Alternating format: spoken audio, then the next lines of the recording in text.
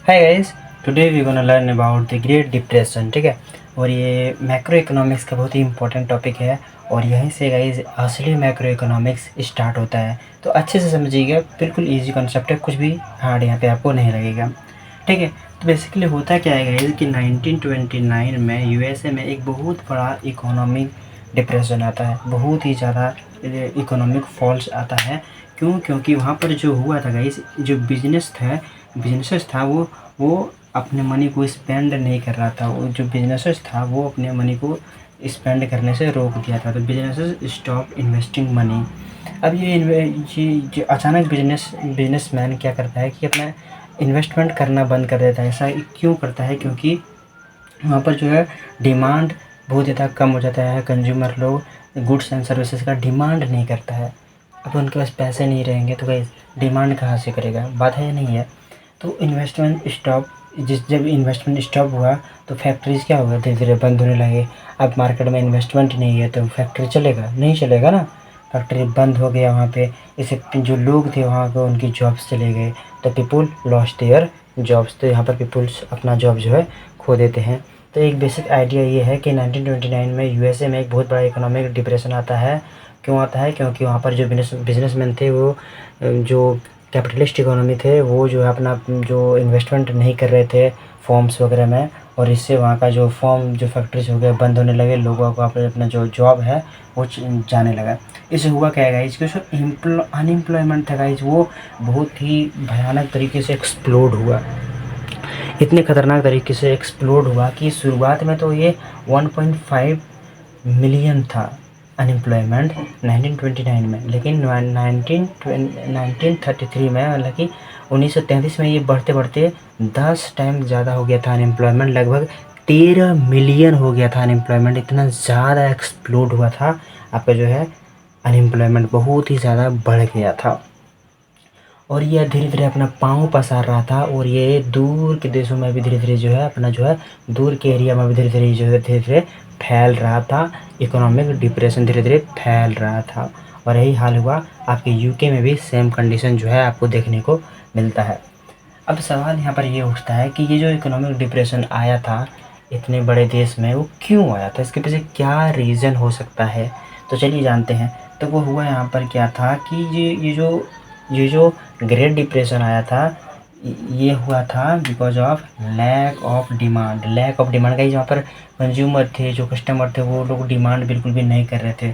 तो people were not buying goods. जो peoples थे वो अपने जो है गुड्स और सर्विसेज को बाय नहीं कर रहे थे।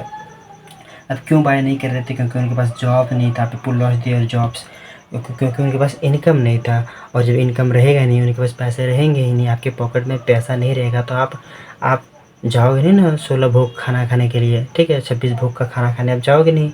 तो वही हाल है यहाँ पे। जब लोगों के पास जब पैसा नहीं थे, जॉब नहीं थे, तो वो लोग डिमांड बिल्कुल भी नहीं कर रहे थे। और जब बिजनेसमैन ने ये नोटिस किया कि हमारे गुड्स सर्विसेज नहीं बिक रहे हैं, मार्केट में नहीं चल रहे हैं, तो उसने जो है अपना इन्वेस्टमेंट डिक्रीज कर दिया। अपने अपना प्रोडक्शन करना बंद कर दिया, अपना फैक्ट्रीज को धीरे धीरे बंद कर दिया। और यहाँ पर ये इकोनॉमिक डिप्रेशन यहीं से शुरू हो गया। देखिए कंटिन्यूसली घूम घूम के यही हो रहा था। और इसी जो है this created a vicious cycle, एक विशियस साइकिल बना लेता है गाइस कि डिमांड नहीं हो रहा है, इन्वेस्टमेंट घटा दिया, फिर ठीक है इन्वेस्टमेंट घटा दिया, डिमांड फॉल कर गया। तो ये गाइस ये साइकिल की तरह घूम रहा था। ठीक है। तो ये था गाइस पूरा ग्रेट डिप्रेशन के बारे में।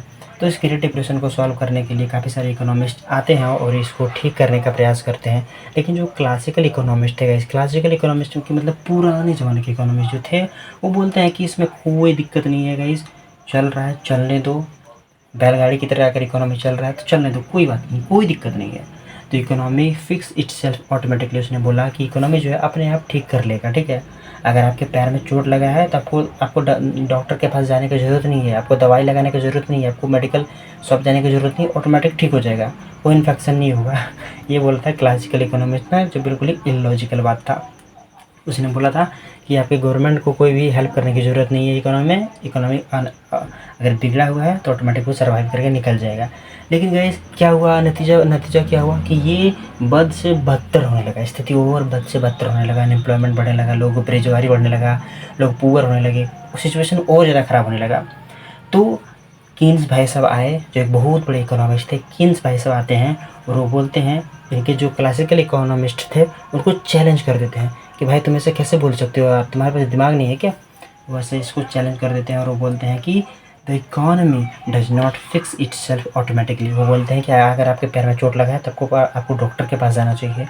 आपको जो है झोला छाप डॉक्टर के पास नहीं, आपको अच्छे डॉक्टर के पास जाना चाहिए। आपको सुई, इंजेक्शन, सारी मेडिसिन आपको लेनी चाहिए।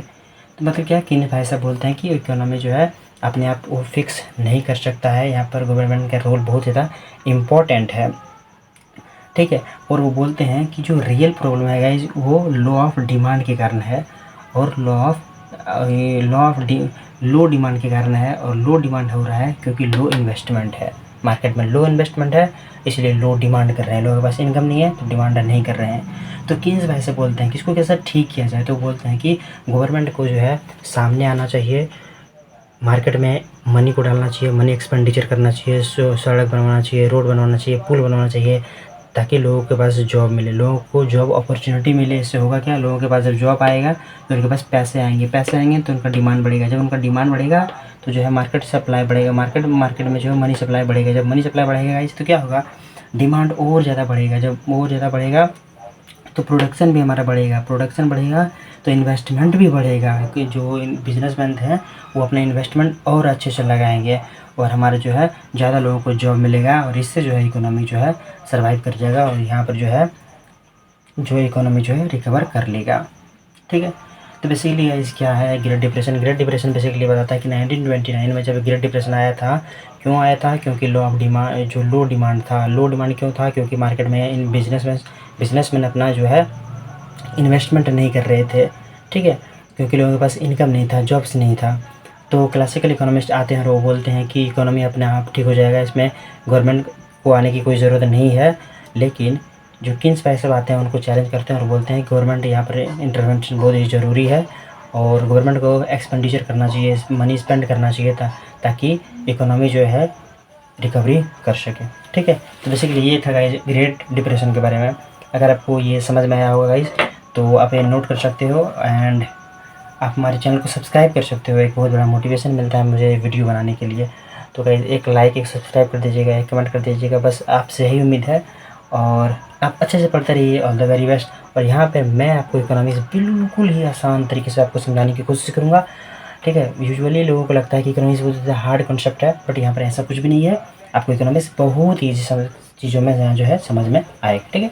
वीडियो पसंद आए चैनल को लाइक कीजिएगा, सब्सक्राइब कीजिएगा। तब तक के लिए गाइस मिलते हैं अगले वीडियो में, धन्यवाद।